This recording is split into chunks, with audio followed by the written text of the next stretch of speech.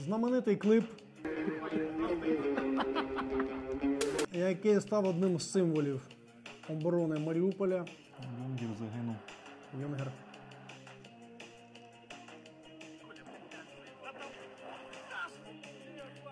Це де ви? В якому районі? Це Приморський район, приватний сектор. БТР-4 наш. Пішли розбиратись, да.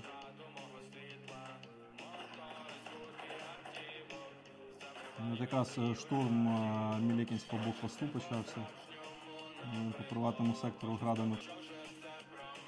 Це зранку ще цілий район. Алігатор, який загинув. Діма. Це легендарний момент. Це ви знищили в цьому секторі БМП? Так, це наша БМП-4 приїхала, знищила її, і там потім навколо неї поодинокі противники зустрічались. Це росіяни розносять. Так, вони розносили там, як це називається, лікарню, шпиталь якийсь взагалі. Ти в цьому бою був, де БТР наш б'є по танку? Оце відосик був.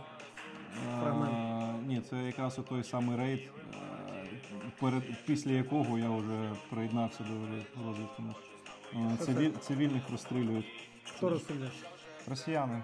Вони підстрелили цивільного і от знімали. А що це за район такий розбитий? Зеленського і проспекта Будівельників. А що там за загибла людина лежить знову на вулиці? Це хто був? Це цивільний. Ну, це не просто цивільний будинок, в якому нас навіть там не було. Це ми бабулю знайшли. В будинку, да, вона не ходяча була, ми її там, як могли, нагодували, завішали її там вікна, щоб не дуло. Ну, що могли, зробили. Я зробив це відео буквально накануні перед виходом на Азовсталь. І я просто накидав під касети, вони стали таким символом тої атмосфери, в якій ми жили тоді. Ми їх часто слухали. І я просто вирішив під цю пісню зробити кліп. Я з кожного дня, що ми прожили, просто саме цікаве накидав, отак підряд. І ми ще не знали, куди ми їдемо. І потім ми проривались на Азовсталь, я назнімав там годину матеріалу всього, що відбувалося. Ну там, як правило, просто чорний екран, нічого не видно. Але звуки там говорять самі за себе, там так все зрозуміло, можна собі уявити картину. І якраз я вже приїхав, коли ми вже прорвались, коли я вже спокійно там сидів собі в бункері, я просто вирізав один фрагмент, вставив на кінець якраз, тому що відео вийшло таким забавним, веселим, і щоб, знаєте, щоб людям не здалося, що там все так забавно і весело було, бо це дуже багато крові, втрат, горя і всього такого.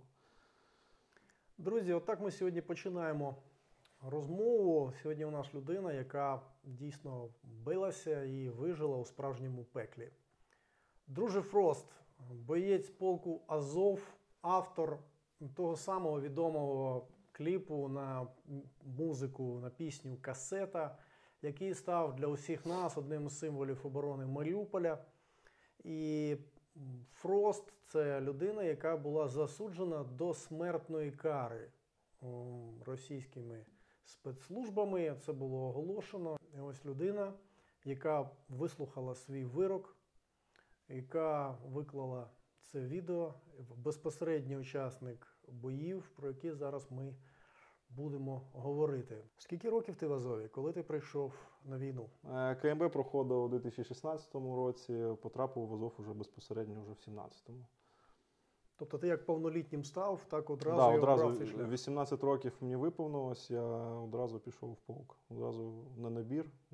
Я розумів, що я не буду нікуди поступати, оці всі там вищі освіти, офіцерські звання. Я військову кар'єру ніколи будувати не хотів, хоча й навчався в військовому ліцеї. Я хотів попасти на війну, я хотів внести свій вклад. І все. Тобто не буде війни, я військову кар'єру продовжувати не хочу. Я хотів пройти аеропорт, я хотів прийняти участь в Іловайську, я хотів потрапити в Дебальцеве. Я все це пропустив. Ти думав, що ти пропустив? Думав, що я пропустив. А зараз я в Маріуполі отримав Дебальцеве. Під час прориву я отримав Іловайськ, і на самій Азовсталі у нас, рахуйте, були аеропорти навіть гірше. Ми були взагалі в повному оточенні, у нас і ні дорог життя, нічого у нас не було. Просто виживали як могли. Ким ти був в Азові і яка твоя була посада? Що ти робив? На момент 24 лютого я був кореспондентом інформаційної служби ОЗСП Азов. Я перевівся за півроку до того з піхотного лінійного підрозділу, до того 5 років був кулеметником. І вже все ж таки вирішив з'їжджати, скажімо так, на цивільні рельси, вже вирішив звільнятися потрошку. І от перейшов в інформаційну службу, хотів там набратися опиту, там пофоткати, познімати. І от на момент початку, я був кореспондентом. Перші пару днів я навіть дійсно знімав на професійну камеру по типу такої. Мені, хотілося і наробити і кадрів красивих, і прийняти участь в бойових діях. Довелось зробити один якийсь вибір. Я все ж таки приєднався до лінійних підрозділів. Що для тебе почався 24 лютого взагалі? Як почався цей день для вас? Забавно. Я просто спав. Десь 4:20, 4:30 залітає мій побратим, там теж з прес-служби, говорить, що ви спите? Говорить, війна почалась. Я такой думаю, яка війна? Щось чую, щось там по коридору всі бігають, що-то кричать, там, що-то суматоха. Я такий очі протер, відкрив телефон, дивлюсь, удари там Київ, Харків, Чернігів, Суми, Рівне. Я думаю, ого. Такий аж адреналін в голову ударив, я одразу підірвався, благо речі вже були зібрані, ми очікували, що на днях щось може статися. Одразу речі побігли, у нас вже план був, що ми робимо, алгоритм дій. Я тоді сів в машину з Каліною. Ми виїхали, очікували, колону. В цей час ми взагалі, чесно кажучи, ми не думали, що ми вийдемо з бази. Ми завжди з хлопцями ще за пару років до повномасштабки обговорювали, що буде, якщо почнеться повномасштабка. І ми обговорювали, що ми навіть з бази не вийдемо, нас просто ракетами всіх розхерачать, і ми навіть не вийдемо з бази.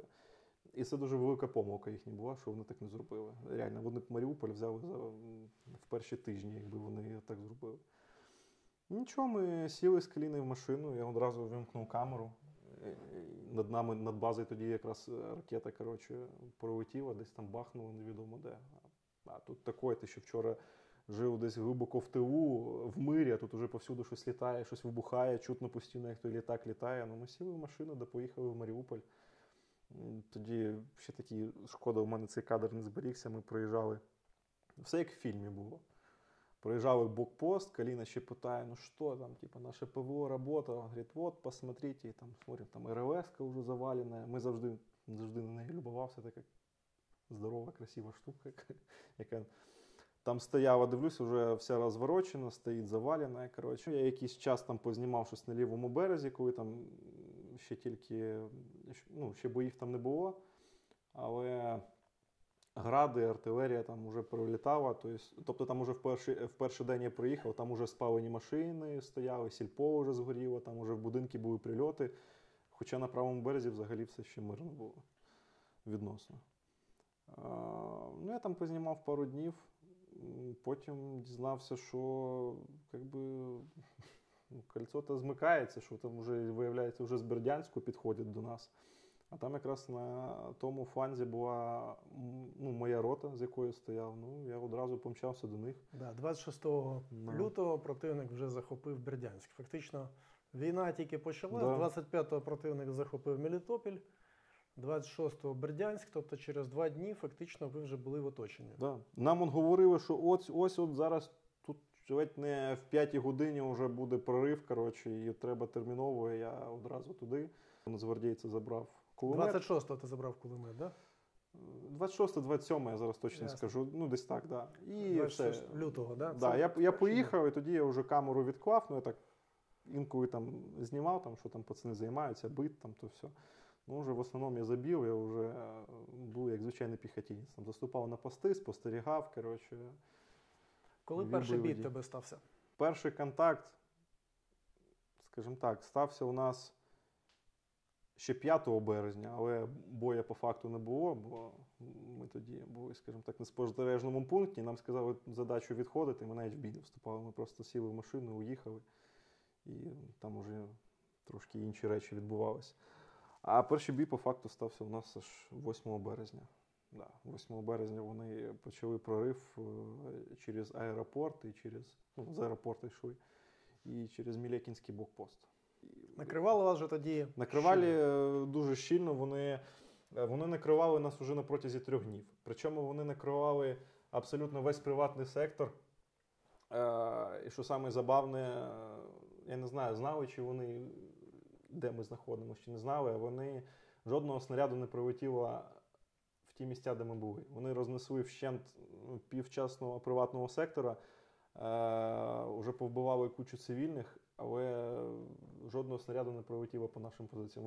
У них тактика була, вони просто накривали квадрат. Їм було байдуже, хто там в тому квадраті знаходиться. І там реально дуже багато цивільних. Завдяки чому вам вдалося протриматись 85 діб? Це просто нереально. Ви фактично з третьої доби вторгнення вже в повному оточенні.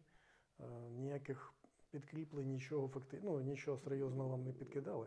Чесно, мені інколи самому важко відповісти на це питання. Це от просто, знаєте, як ти просто все робиш через силу. Ти от розумієш, що якщо ти цього не будеш робити, то вам всім гайки. Чесно, шляхом хитрості, шляхом, розказую, знаєте, випадки. Наприклад, так як це були бої в місті, ми були в оточенні, не було можливості постійно перепрошивати рації. І у них, звісно, вже було кучу наших рацій, які там десь там кинули, там з когось там, хто загинув, зняли. І вони слухали, що відбувається взагалі. Причому виходило до абсурду, мені здавалося, що у них в танках прям наша рація. Тобто у них екіпаж їде, у них наша рація. Тобто були такі випадки, що їде, танк, я говорю, противотанкова група, а у нас противотанкового нічого нету. Я говорю, противотанкова група на позицію. Танк зупиняється, розвертається і їде назад, Було до абсурду, що пацани сидять, у них там 2 мухи, всього лише. Ми з коптера бачимо, що до них БМП їде. Говоримо, парні, до вас БМП. Готуйтесь там якось зустрічати. Він говорить, да, зараз ми його, НЛА вам, гепнемо. Я говорю, не жирно, що думаю, звідки в них НЛАВ? Говорю, не жирно НЛАВ на БМП, ми їх для танків берегли. І да тут же з вертольота привезли, говорить, у нас 17 штук, що ми одну в БМП не вмажемо. Я такий... Я спочатку навіть сам не зрозумів, та БМП зупинилась одразу, вона тільки почала виїжджати, вона зупинилась, і здала назад. То був ще забавніший випадок, це вже парні розповідали, що була школа в сірій зоні.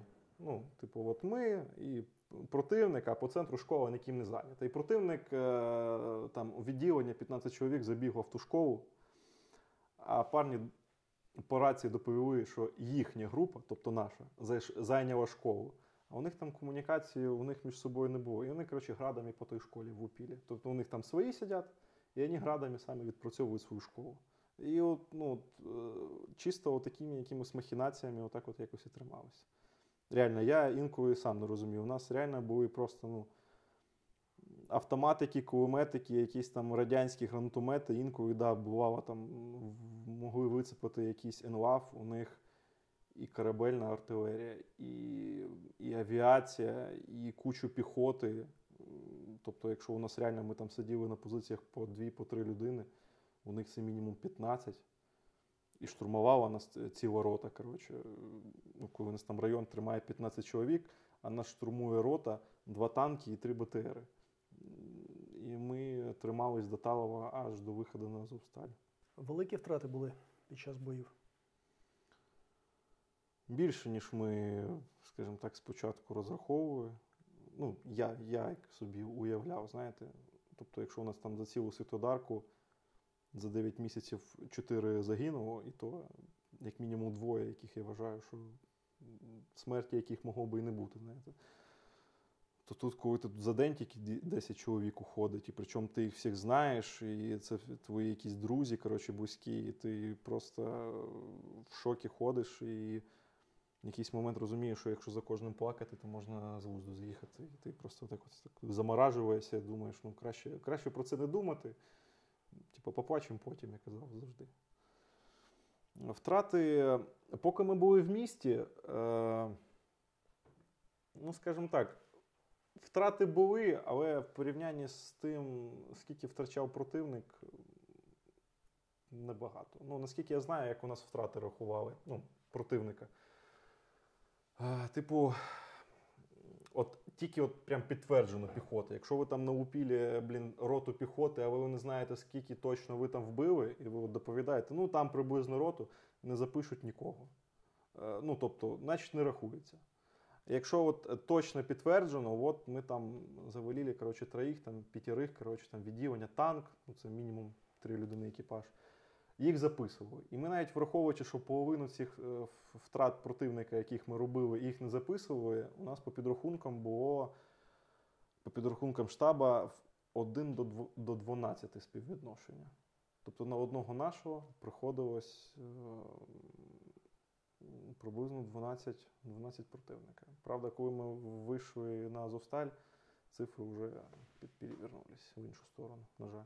Наскільки я знаю, наших загинуло десь офіційно щось близько 320 чоловік і десь приблизно ще 500 безвісті пропавших. Ти все це пройшов, і в тебе немає ні поранень, ні контузій? Ні, я не знаю, яким чином. Ну, контузії, слава Богу, у мене були активні наушники, я їх ніколи з себе не знімав, тому навіть якщо я стріляв десь з РПГ в приміщення, або там десь поряд зі мною рвались снаряди, ніяких контузій, слава Богу, нічого. Подряпин. Я не знаю, яким чудом, от завжди все навколо, дооколо, десь поруч, але не в мене. Навіть, я ж кажу, навіть жодних маленьких уламкових подряпин, які там майже кожен отримав. Тфу-тфу-тфу, слава Богу, нічого. Скільки в тебе було боїв з бронетехнікою? Ти бачив російські танки, доводилось по них стріляти? Так, да, доводилось. Розкажи, будь ласка, як це, що таке бій з танками, з гранатометом? Бій з танками. У мене була одна підбита БМД. Це був такий, скажімо так, обряд ініціації. У нас було на один будинок, ми тримали там цілий прохід в район. У нас весь район, він такий, якщо з карти дивитись, він як фортеця. І там був один величезний прохід. І навпроти цього проходу, вони постійно намагалися там прорватися, стояв будинок. Ми якраз той будинок зайняли, щоб вони не прорвалися внутрі дворів. Ну, у нас тут будинок, щоб ви розуміли, тримало 2 людини. По фронту я, ззаді з тилу мій другий номер.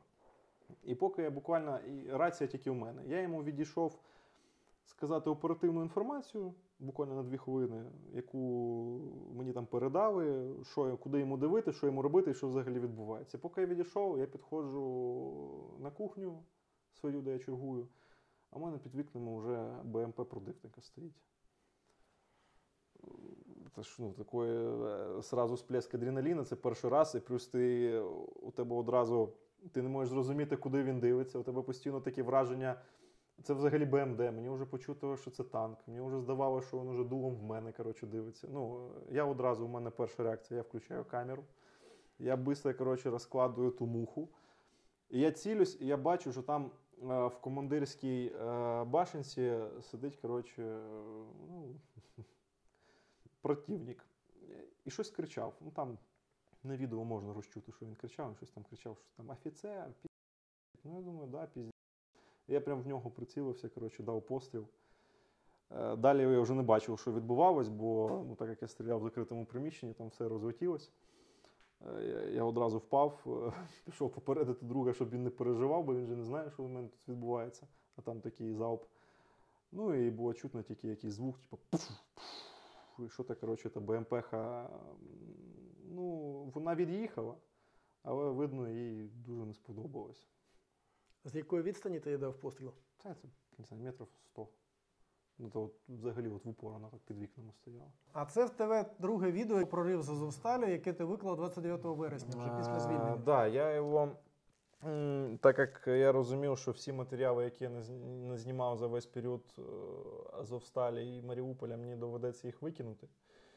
Я вирішив хоч якось їх увіковічити. Я зробив буквально перед виходом здачі в полон, зробив кліп, щоб якісь хоч кадри самі яскраві зберіглись. І кліп скинув в Телеграм різним людям, попросив їх зберегти і сказав, що от по виходу, коли я вийду, я його виставлю. Давайте подивимось.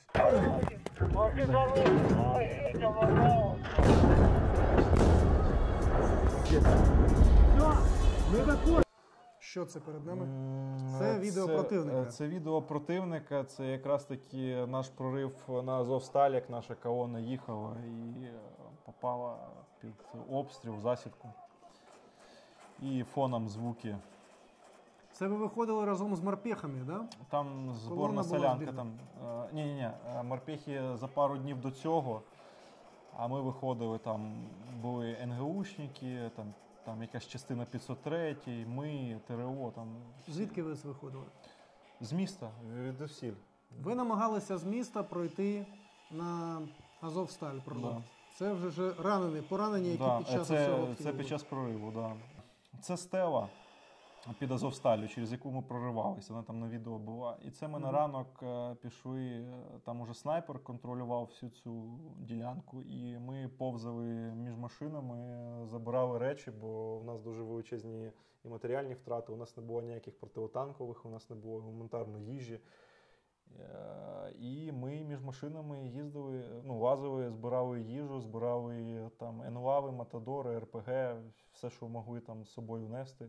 І от... Під вогнем. Загинули, деякі хлопці загинули. І там, коли ми лазили, там контролював нас снайпер, і ми лазили. З нашої групи особисто ніхто не загинув, але наскільки я знаю, що там декілька теж там нерадімих бійців полізли, забирати свої речі, і там і залишилися. Великі втрати були під час прориву? Дуже. Це от один з таких чорних днів, в Маріуполі, Азовсталі. Реально дуже, дуже величезні втрати. З нашої групи, до речі,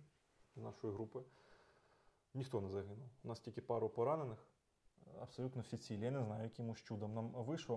Мабуть, нам пощастило, ми просто всі їхали на цивільних машинах і на цих банків, інкасаторських.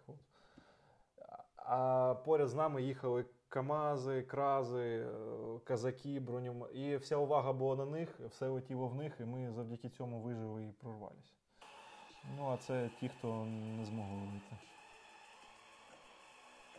Це вже бої на самому заводі, це поранений боєць, Шпрот, він, на жаль, тоді загинув. Боєць загинув. Це ви рятуєте, намагаєтесь? Це хтось з Матадора б'є по Т-80? Так, це один з бійців наших, це його момент. Це ти просто змонтував? Так, це я взяв з групи. Це околиці завода. На околиці завода? Це, до речі, Вишня, у якого інтерв'ю брали. Це був рейд за їжу. У нас реально, можете сміятись, ситуація така. Кожен наш рейд за їжею реально було митий кров'ю. Рейд за їжу? Розкажи, що це за рейд за їжу? У нас був в тому числі те, що ми ходили, шукали під стелею, з тих сумок, все, що позалишалося. І плюс у нас там були склади, яких ще це звозилось, коли на Азовсталі ще все було нормально, коли ще в бій і в місті були. І ті склади, їх розбомбили всі. І ми ходили на них, розкапували і шукали їжу. А прикол в тому, що склади були під наглядом снайперів, плюс туди постійно клала арта. І тобто дійти до тих складів через весь завод, якось дістати звідти їжу і потім дотащити її до нашого бункеру, це була ще та задача. І не практично, а кожен наш похід такий закінчувався якимось 300-м, навіть одного разу 200-м. Це боєць панк. Це якраз таки те, що я говорю, що їжа умита кров'ю. Це боєць повертався якраз з того самого рейду, і буквально вже на вході в бункер він вже доходив, йому просто з коптера скинули вог прямо під ноги, і йому уламок прилетів вгору. Він дуже швидко вмер. нічого просто не змогли Як зробити. позивний? Панк. Позивний Панк, да, героїчно загинув, коли доставляв їжу до своїх товаришів. Да, ну їжі нема, протитанкових засобів нема, артилерії нема, танків, тобто стрілецька зброя, все. Да. Це неймовірно.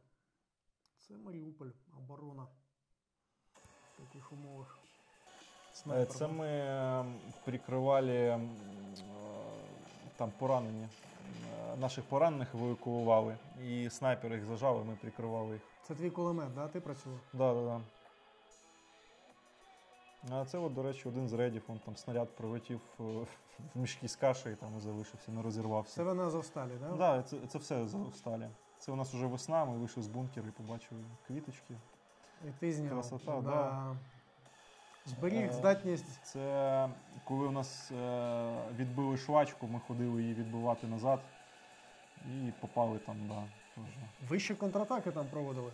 Ну, намагались, тому що противник нас повністю контролював артилерію, тобто у них там все, і гради, і підтримка авіації, і корабельна. У них там все. Це теж, до речі, цікавий момент. І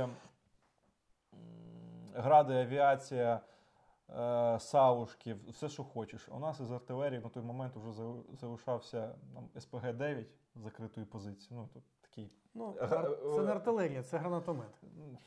Для нас це вже була артилерія. І АГС, який там кудись там намагався попадати. Це все, що у нас залишилось. І, тобто, ну, у противника є все, і він може нас в будь-який момент задавити, коротше, і нам треба було, тобто він під таким натиском нас брав. А нам треба було за допомогою одного АГС в меншій кількості, тобто якщо їх там наступало там чоловік по 30 одночасно, у нас там чоловік 10, якщо групу ми зберемо, таких там самих класних, коротше, то вже чудово. Коротше. І ми от такими силами намагалися там якось заходити, відбивати. Але так як у нас ніякої підтримки не було, ми тоді підійшли під цю швачку, тільки вступили в бій, над нами одразу завіз коптер. Ми зрозуміли, що зараз нам полетять подаруночки. Ми одразу відступили в будинок поруч, і там був момент. От, це коли ми десь тут зараз вступимо в бій. І от ми відступили в будинок, у нас там накрили. Постійні прямі влучання. Вон там у нас бункер був. Це наш парень, йому в окно, коротше, почали лупити, він там почав виповзати. Це, до речі, за день до здачі в полон ми не знали, що ми здаємось. І у нас почався штурм. Нашу позицію штурмували, а справа в тому, що ми знаходились в такому важкому там положенні. Нас криють зі швачки справа, нас криють зліва, тобто ми не можемо навіть просто вийти з позиції. Тобто ми розуміємо, що ми зажаті, ми розуміємо, що у нас нічого нема, у нас там були пару вистрілів РПГ, кулемет і мій автомат, коротше, з ГПшкою. І там сусідню позицію штурмують. І там як зажалі, там наші нічого зробити не можуть. А ми кроємо противника і не даємо пройти до наших. І ми в такій патовій ситуації.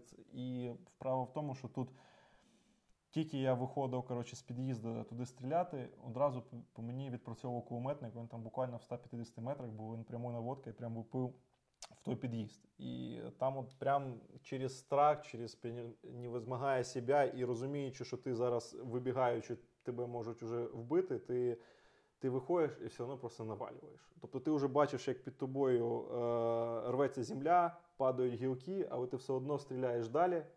Ну, тому що ти розумієш, або зараз так, або нас все одно тут зараз всіх уб'ють.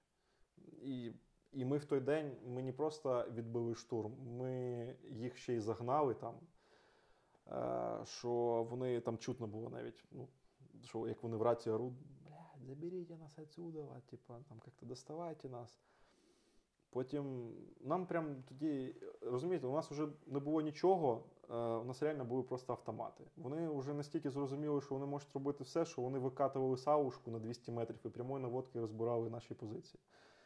До нас тоді під'їхав танк, а у нас нічого протитанкового. І нам вже, не знаю, яка там божя помощь допомагала, що цей танк, коротше, спалив сам себе. Він в упор, не знаю чому, хотів там, може, собі якусь дирку зробити, в якусь цистерну впав, коротше. Ця цистерна вся розлетілась, накрила його маслом, і він сам від неї згорів. Там, пам'ятаєш, що пацани ще це спостерігали і передавали, що говорять, тут танк горить, ну це не ми. Типа. Так що, да, і ми якимось чудом відбили той штурм, і ми такі на адреналіні, що от, круто, ще тримаємо, ще можна воювати. Типа, і ми реально вірили і думали, що ну, мінімум місяць ми ще протримаємося. Ну, на наступний день нам говорять, що якби, парні, складаємо зброю, здаємося в полон.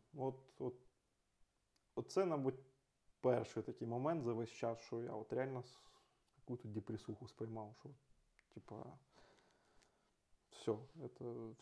все втрачено. От я якось так себе відчував. Я, чесно, я думав, ну, що нас або по путі в ту Оленівку всіх розстріляють, або розстріляють там, або закатують, або заб'ють. Ну, коротше, що завгодно. Я собі там уявляв, і я думав, що завгодно треба робити, але не здаватись полон. Ми до кінця вірили, що нас там заберуть якісь турецькі кораблі. Ну, що завгодно трапиться, навіть не знаю, може там 150 кілометрів фронту прорвуть, що завгодно, але ми не будемо здаватися, бо, ну, блін, це ж полон, це страшно, не знаю. Краще тебе зі зброєю в руках вб'ють, ніж ти здашся. Ну, а потім дали такий наказ є наказ.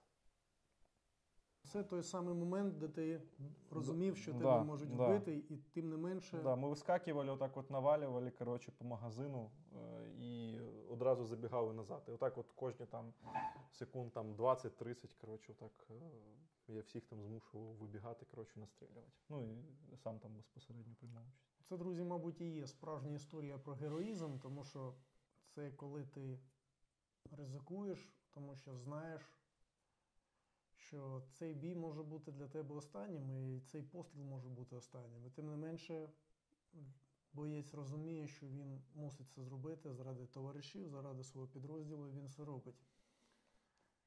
Неймовірно таке чути, історія просто, на мій погляд, яку має знати кожен. Розкажи про цю фотографію.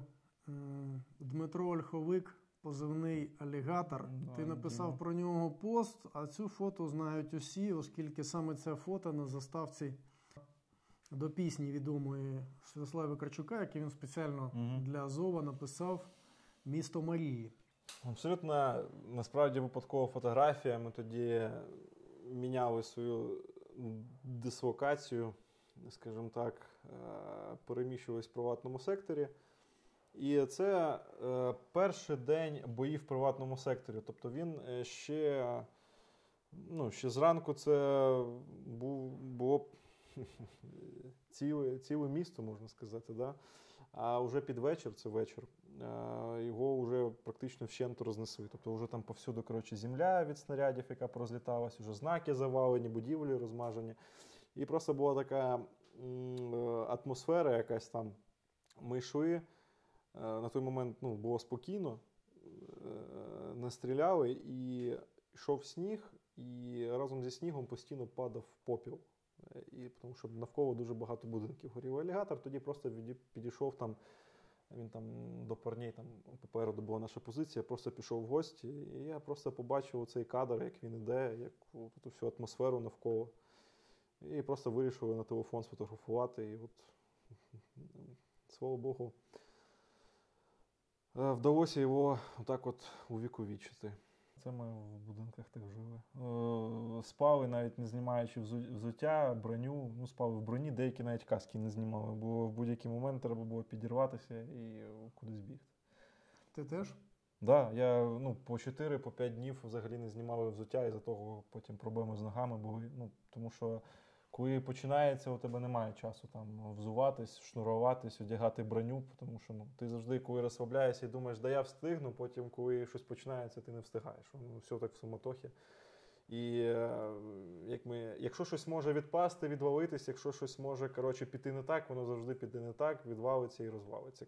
Тому ми завжди одягались і спали вже в бронежилетах, в берцах, в касках, у всій фігні. Навіть в наушниках активних.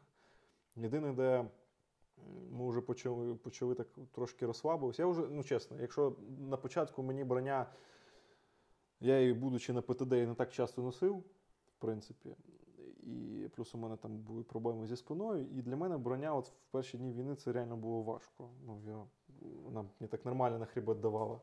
Спустя 2 тижні я її навіть не відчував. Я інколи, навіть коли ми приходили в міста, скажімо так, в тил в Маріуполя уїжджали, де можна було відпочити, там діньок, я її навіть, був такий момент, що мені говорять, а чого ти в броні ходиш? А я навіть не помічав, я вже з нею зрісся, я навіть не відчував, що на мені щось є. Ну і плюс з нею якось тепліше. Поділюсь хвилинкою лірики, написав Фрост в себе на сторінці.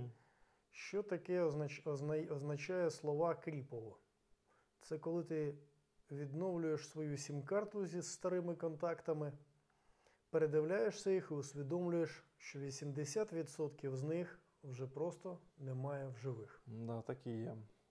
А оті 20% це реально там або родичі, які просто тут були, або там люди, які ще там залишилися, якби їх номера, в принципі, не актуальні. Там буквально ще пару людей. А так реально такі дивишся, ти завжди просто по цьому номеру.